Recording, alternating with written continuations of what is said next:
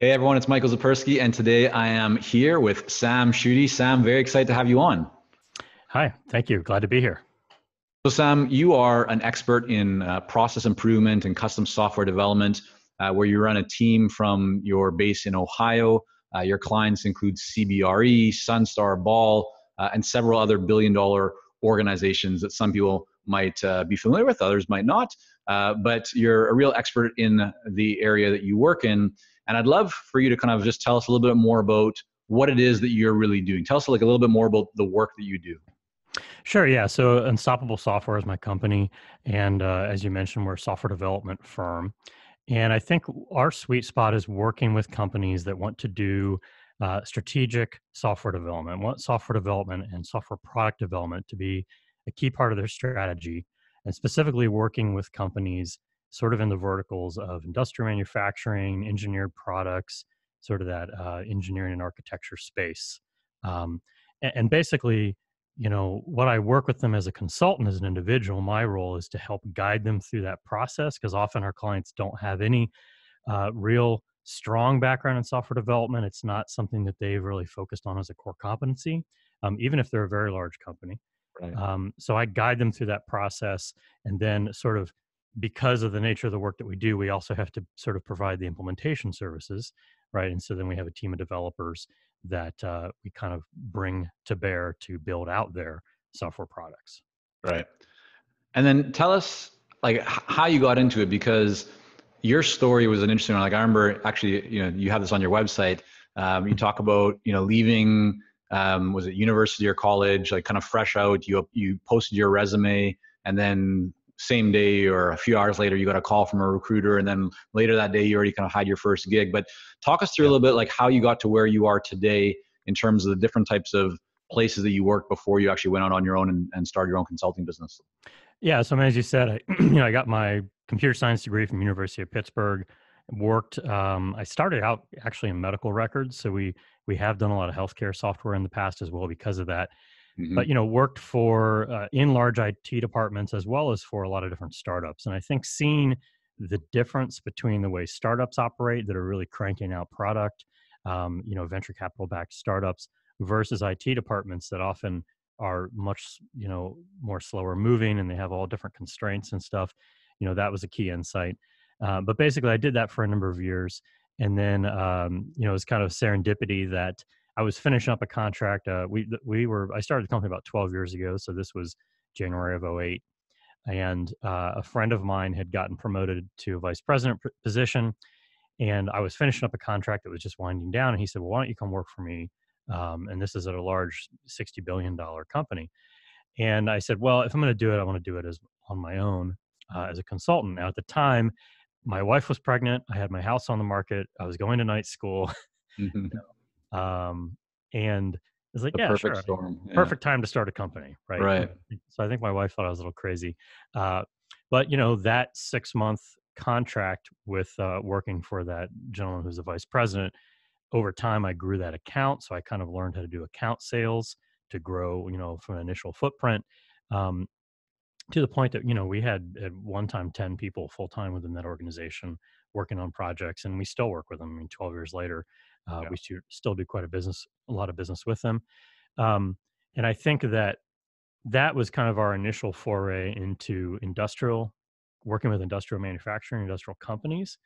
And that's kind of been a recurrent theme. So that's something we sort of have developed a center of excellence around, is Hmm. working with that type of company. And we kind of know the problems they have and the challenges they have. So, Got it. And then talk us through kind of like the client or the next client beyond that. That was someone who kind of wanted to bring you in-house. You said, no, let me do it as a consultant.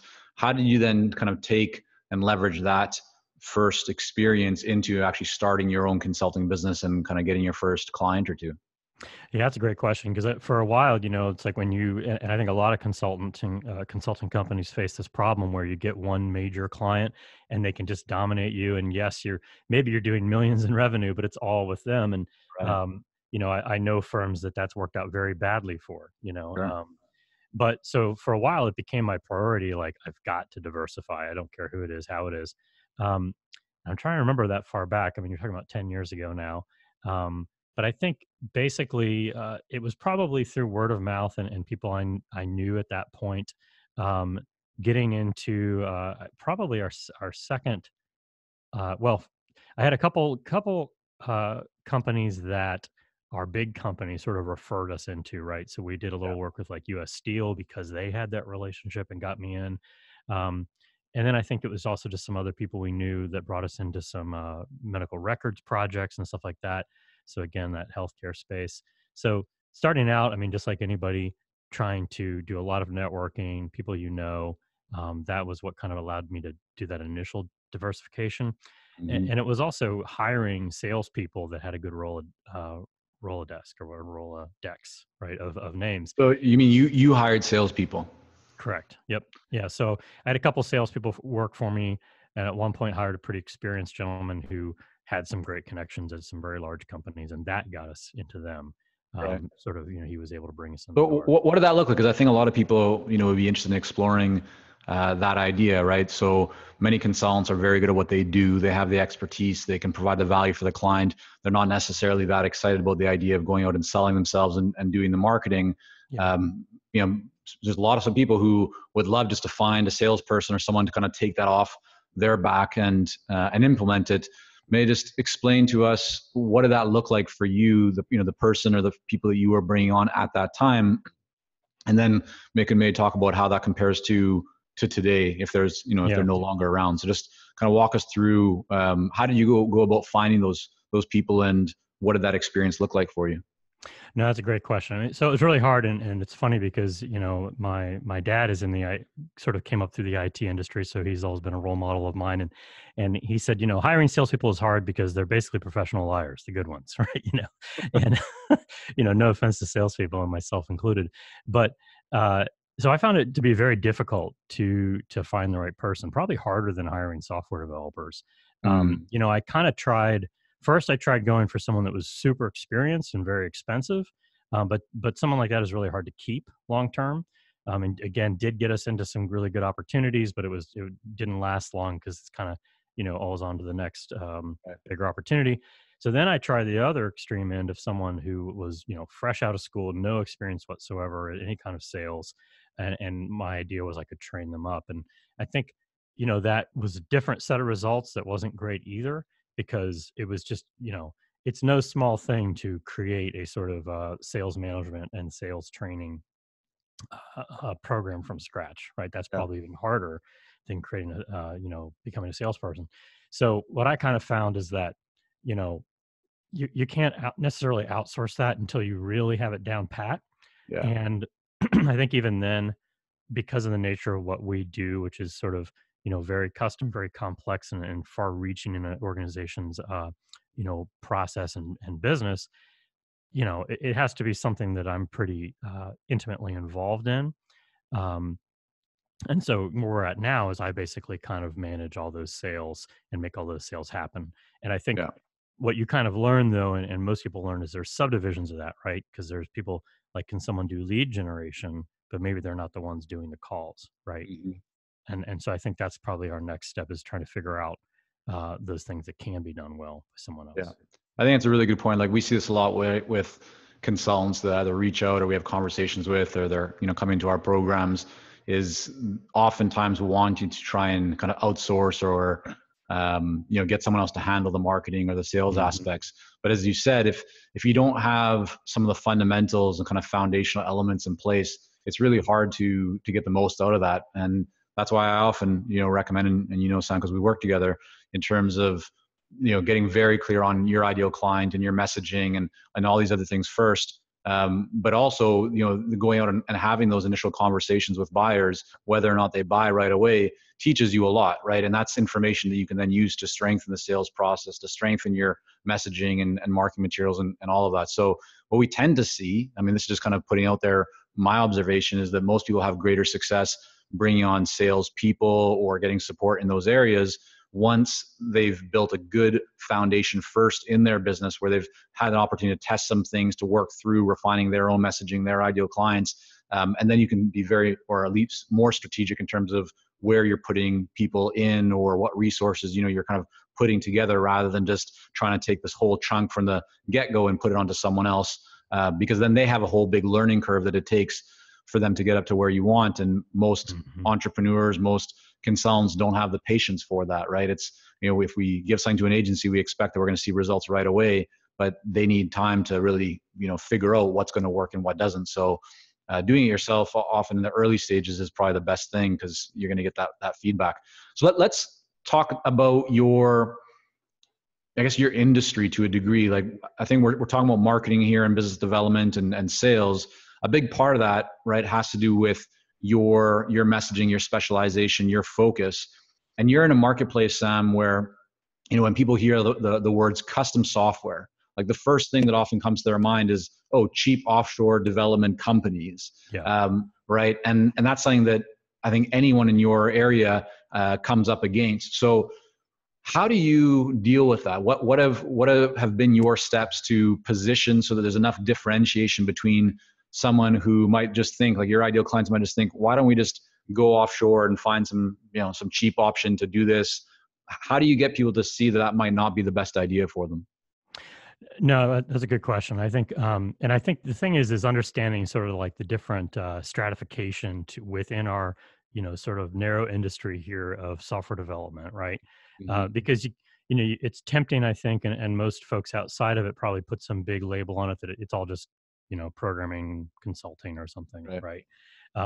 But there's, so there's different uh, people that are our clients, and then others that are not our clients, right? What do you mean? What do you mean by that? So Well, dig in a bit more to that. so for instance, if you look at companies that claim to be software consulting companies, 95% of those are just staff augmentation companies. That it's just sort of a shell game with W-2 versus And so contracts. just to clarify for everyone, Sam, so you mean that they essentially go out, they find contractors, right, resources, people to fulfill on projects. Essentially just recruiters. Yeah. So, I Right. mean, there's a lot of companies that based on a Google search, you might think they do exactly what we do, but really, what they're doing is like, the Krogers of the world or somebody like that says, hey, I need 20 developers for 6 months. I'm going to hire 10 of them. Just go find some bodies. And so I call those body shops. Right. But they're not involved in the process of development. They don't really like, that company doesn't have their own, bench of developers or anything like that. They're just trying to fill a gap. And there's a need for that because obviously a company like Kroger or whoever, they don't want to be doing the recruiting. So that's the Right. problem they're solving, right? So we're not in the recruiting business, and we've never had a client hire a developer away from us. They're not allowed to actually. Um, and our developers that work for us have been here a very long time, 10 years, and so what we go for though, in the sort of sector of the market we want to work with is when we hear people start talking about how they're looking for a partner, development partner, right? And what that means is a company like ours that can come in and kind of bolt on to their existing organization and sort of and basically amplify their ability to do stuff they couldn't do before, right? Yeah. And so, for instance, one of our customers, and we work with big firms, small firms. One of our customers, they've got about 15 employees. They manufacture optical lenses, optical products of all kinds of complexity. Well, when they're looking at needing to build out systems for their process, are they going to go figure out how to hire a developer? What do you do about source code? All these other, how do you manage them? What kind of process? What does agile mean? It's a complicated high risk game, right? Because it's expensive. Um, or are they going to go look for a partner such as ourselves that we can attach and kind of become a key part of their strategy, both to be more competitive out there, to save money and time and everything, and also just reduce the risk of something going wrong. Yeah. And so I think us putting that skin in the game and that ownership of the project is probably the easiest way to see it versus if I just say, yeah, here's a developer, good luck. Let me know how it goes in 6 months. Here's your hourly rate. So what's really, I guess, Ben, what I'm hearing you say is you've put in the time to really think through the difference between what you're providing and what others are providing. And it's great not to hear you just say, oh, we're better, or Yeah. we focus on higher levels of service, or all these kind of like buzzwords or just meaningless words that everyone says, and there's no differentiation because everyone's saying the exact same thing. And so for everyone listening to this or kind of viewing, I would say think about deeply, like what are you doing right now to really hit on the difference between you and others in the marketplace, and go beyond the buzzwords, go beyond kind of the surface level points of difference that maybe everyone says on their website, and really think about how does that difference play out in the mind of your ideal client? How do you take that and make sure that you're communicating it in your messaging? And so for you, Sam, I guess that's the next question I have for you is how have you taken that now understanding and knowledge of the difference? So you've identified, okay, a buying criteria for us is when someone's not just looking for developers, they're specifically looking for partner, right? That's a kind of a very interesting keyword that you can kind of seek to or focus on and identify. What have you then done with that? What have been some of the best practices that you've implemented now, knowing that point of difference? How have you then used that to your benefit in your marketing or in conversations or messaging or anything else? What have you kind of done with that knowledge now? It's a good question. I think, from a marketing standpoint, we try to talk more about sort of strategic questions and Hmm. not skill questions, maybe. I mean, we do a little bit of both, but, I think if you are trying to sell somebody on the idea that you've got the best developer in the world and that they should hire them to come work for them as an employee, right? And you get a commission on that, maybe what you're going to talk about is a certain skill that developers so great at, like, oh, we're the master at Angular or something like that. Right, Whereas I think what I try to talk about more is like, you know how can we help you develop intellectual property? What can intellectual right, property do for your business? And answer questions like, should I patent things? Because that's what people ask me. They don't ask me mm, about, you know should we be uh writing software in X or Y, right? right, um and uh, then I think it also affects the way we develop our products and services and our sort of mhm, productized services, which you and I have worked on a lot together. Uh, you know, for instance, starting every project out with a discovery engagement, offering to do that project on a fixed bid basis, offering, ongoing maintenance packages, and sort of the way we structure all that, if you're just kind of looking for a body to fill a seat, you don't need any of that. Like, none of that makes any sense. But if right, you're looking at it like, look, um, I think if I spend $10 million to open a new plant, right? And I can, spend 1 million of that on software to make it run better. That's your budget, that's your number. And you need to find somebody that can come in and make sure that happens, right? yeah. Um, and like I said, again, due to the nature of our business, if you try to do it yourself, sometimes can be very hard to control that budget. So as you mentioned, Sam, we've done some work together. You came to our coaching program, several years back. Yeah. Take us through a little bit about like what was going on, because your business was already doing well, right? You had accomplished, like, so you had some great clients that you were working with. You built up a team, right? You had some different salespeople. So a lot of good stuff was happening. What was going on in your business that made you decide to reach out and and have a conversation, kind of ultimately come into our program here? What was just on your mind? Because I'm interested, because I think it's important for others to be able to see and maybe find some points of relevance or things where they might be feeling like they're hitting up against some ceilings or challenges. So what was kind of going on for you at that time? Well, I think it was very much related to what we were talking about earlier about sales and salespeople and such. It's sort of when I had maybe two or three different salespeople work for me with mixed results, and then thought, okay, I think maybe I'm the only one that really knows how to sell this right now, and I don't know Mm, how to necessarily teach someone to sell it. So, okay, so I'm gonna have to do the sales part, let's say. right. So then, what else is in the mix? What's the other part of the equation? And that's the marketing, right? And of course, in my field, if you go talk to most firms, that sales and marketing is the same thing. Like, there Mm, is no difference at all. right. But marketing is much, much, much bigger than that, right? And I had, I believe, worked with one or two other coaches or advisors or more marketing consultants. Folks who would run a pay per click campaign for me or create a piece of direct mail, Right. but they still weren't really getting it. So it was more like, okay, even this, I think I probably have to be the one that actually like creates it, but I need a guide or someone to tell me you're doing it wrong, right? Right. And it's funny because I think you and I have talked about this before. I think somewhere I found I landed on like a PDF or lead magnet you had, and I subscribed. And then like 2 years later, I went, I probably had hundreds of emails from you.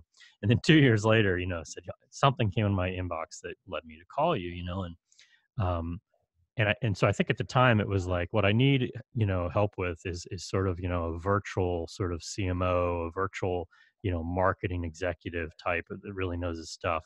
Um, that, it was a fit for me because like the size we were, and Mm, that way I can do the sales. I can make sure I'm doing the right thing with marketing. Um, and I think a great thing you said that sort of made it clear for me is you said, the same way that you can look at source code and software and see whether it's good or bad, I can look at marketing and tell you whether it's good or bad, right? right. And that's definitely been the case, and that's a goal of mine, is to figure out, to be able to look at something the way you do and say, oh, that won't work. you know Right. so Yeah. And I think, yeah, one of the other things I remember that, we worked on, which I'd love to hear your view on how it's impacted your business, but really around developing a discovery offering, Mhm. right? So kind of an early stage, first step, low level of risk, option for people who are interested in working with you. Take us through, what did that look like? Why did you want to put a discovery offer in place for your business? What were the challenges you were facing before putting that in place? Yeah, so I mean, I think for me, the problem is that I would people would reach out to me all the time wanting us to come in and talk to them, and I might be in there myself or take some of my developers in there and be spending an inordinate amount of time, creating documents and plans and designs and everything, all towards the ability to sort of say, okay, here's the project.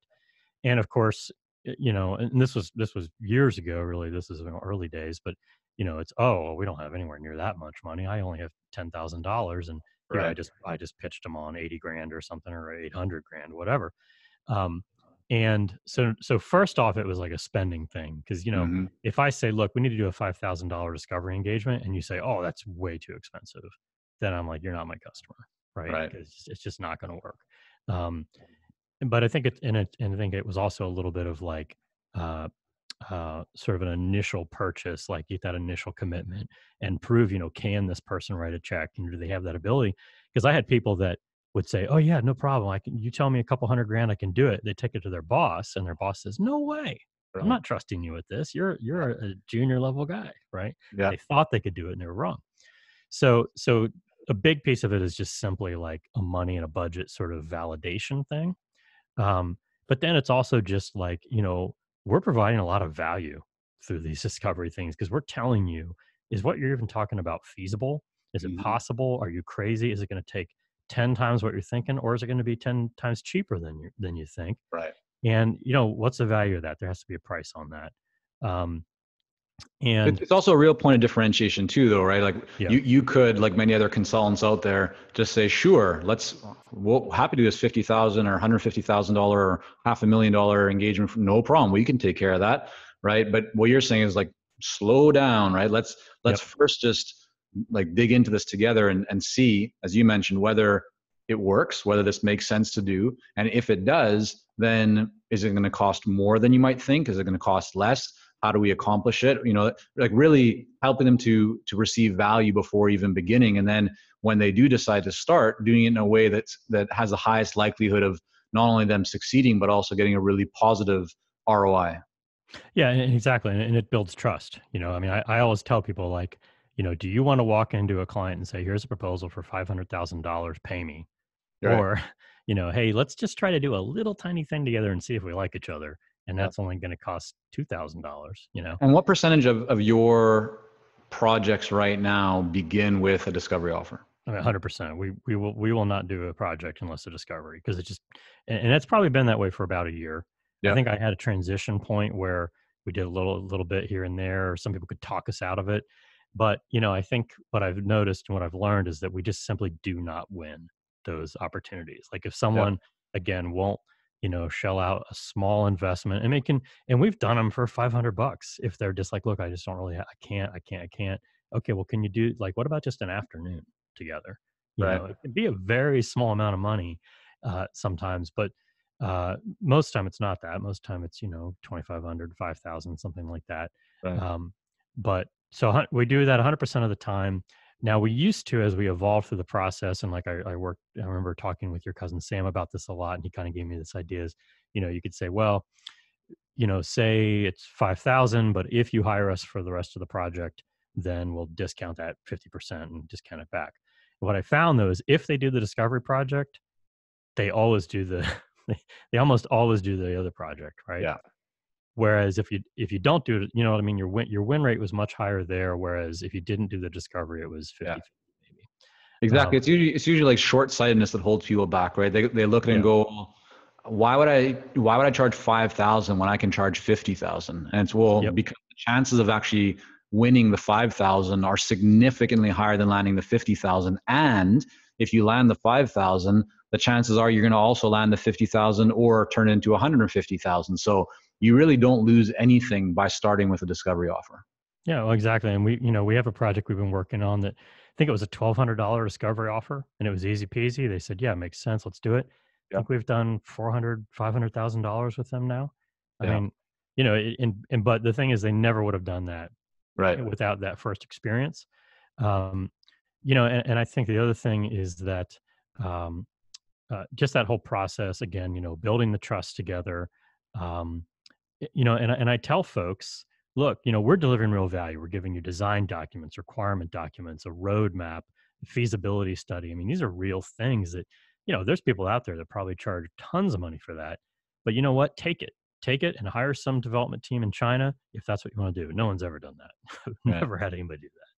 So, Well, it's the thing that, I mean, yeah, a real buyer is not going to do that yeah. because number one, you've already given them great value. And number two, usually a buyer is a buyer, meaning that if someone buys, right, like the threshold between a $0 transaction and even a $10 transaction, right, is that they actually take their checkbook out or their credit card out, and so they have to take that step. And when they do that, it means that they're buyers and that they're more Yeah. likely to buy again. So they recognize their time is too valuable. They don't want to go and start from scratch and try and find somebody else. So as long as you've delivered value, and they're feeling good about the relationship and the trust and the results that they can see, then they're gonna continue on with you, which is what you found. So Sam, I want to talk about you as a CEO, you as a leader. You have a team. You've worked with team members for many years now.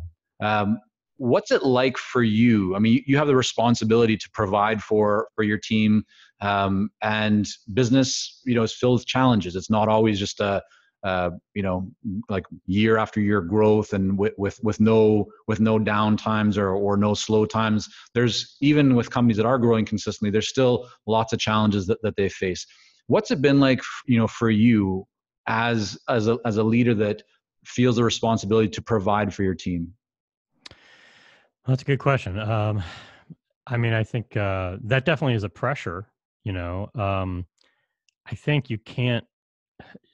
You got to worry about the things you can control, Yeah. right? Um, I think that yeah, sometimes it's been a roller coaster, maybe. And I'm very fortunate to have sort of folks that will stick by me and stand by me, and maybe sometimes they get nervous, but I always kind of come through. I think is what they sort of feel. Yeah. Um, and we talk about that because I think one of my big sort of core values is sort of egalitarianism, that we're all like I'm not their boss. I don't own them, right? Like we're Yeah. partners in this effort, and we're peers. Now maybe they're on the field and I'm the coach, but so we talk about these things, and I think that makes it easier for them when there's transparency about what's happening, what's coming up, what's not coming up. Like, oh, things are getting a little slow. We need to finish this up and find something pretty quick. Can you And help what me? do you do? Right. What do you do when you hit that place? Because I think a lot of people have that where they're either hesitating to bring someone on because they're waiting for the perfect time, or even if they have people, right, they get to a place where maybe revenue does slow down Mm-hmm. a little bit. They start questioning, their team and what they've built and the model. You've been there, right? I mean, we've had conversations, like everyone's Mm-hmm. been there at different times. What have you found as kind of the best practice, or what helps you the most when business gets to a place where you just having, even if it's just a challenging day, but you also now have to provide for your team members, there's responsibilities. What do you focus on? What do you think about that you found kind of helps you to get through and see the future a little bit so that you don't end up slowing down or taking apart, what you've already built? So I think one is sort of, motivational. One answer is motivational, and the other is sort of practical. One is, you know, probably when the business was about 2 years old, there was a time because I started out just working on my own one man Yeah. company, right, like most people. And there was a time, I think it was like April, where contracts ran out. I had nothing to do, and I sat there for 60 days with Yeah. nothing to do. And it was funny. I was sitting in this client's office, and they're like, "Are you doing anything?" Like, no one's paying me. I'm just sitting here. And of Yeah. course, very stressful, right? And I think maybe some people would quit 7 days in, but at the end of that 60 days, I had a meeting, and we closed a $600,000 project, which later became over $1 million project, right? Mhm. So what if I'd given up 2 weeks in and Yeah. thought, "Oh, time to go get a full-time job." So I think about that you never know what's around the other corner, just when it's, sort of, most bleak. And then I think the other thing is, like, if you're like, "Oh boy, I need to hit a revenue goal, or I need to, we don't have much runway here." Get out a piece of paper and write Yeah. down, what you can close right now. Like, what can you make happen in the short term? Because there's always things hanging out there. There's that guy you talked to go 6 months ago, and those things get buried in your CRM. Yeah. And of course, Definitely. there's a lot of CRM noise, but I think really making those numbers visible, um, and then also, in conjunction, like trying to set realistic revenue goals, put them somewhere you all see them. I mean, this is something you told me long time ago, like, put a post-it note on your bathroom mirror that says, your quarterly goal, right? For Yeah. me, the home image of my iPhone is a list of my quarterly dollar goals, right? So I look Nice. at it constantly, Yeah. and you know, it's like that makes you very aware if you're like, "Oh man, I'm only 10% of the way there, and the quarter's halfway done." Mhm. That kind of stuff can become invisible sometimes Yeah. when you're, working on the business otherwise. Yeah, it's so true. I mean, if you don't have a clear sight, or you don't have a visual on what you want to achieve or what that destination is, it's very hard to reach it. I mean, you might end up there, but you might also end up on the other side of the world, right? So it's important to be aiming at least for that target. Yeah. Sam, there's so much more that we could dig into here, but time wise, I'm looking at the time here, and we're going to have to wrap up. I want to make sure Sure. that people can learn more about you and your work, because one thing that you've done that I want to actually draw people's attention to, which we weren't able to touch on, but I think people could go and check this out for themselves, is that you've done a really good job of building some kind of short, concise case studies, Mhm. which a lot of people don't do. And I know that's something that we talked about several years ago, and I think it's a big opportunity for people to communicate more of their wins, more of the experiences and the results that they help their clients to achieve. And you've done a very good job of that in your case study section on your website. So just tell everyone here, where's the best place to go to see that and to get in touch with you. Sure. Yeah. So our website is unstoppablesoftware.com. And at the top, you'll see a link there to case studies if you want to check those out. Um, I also have a podcast you can check out on the website as well, or by going to unstoppabletalk.com. Um, and you can also just reach me at schutte, that's SSCHUTTE, at unstoppablesoftware.com. Awesome. Well, we're going to have all that linked up in the show notes with a full transcript. Sam, thanks again for coming on, and really enjoyed the conversation. Yeah, my pleasure, Michael. It's good to talk to you and talk about all the things we've been working on. Sounds good.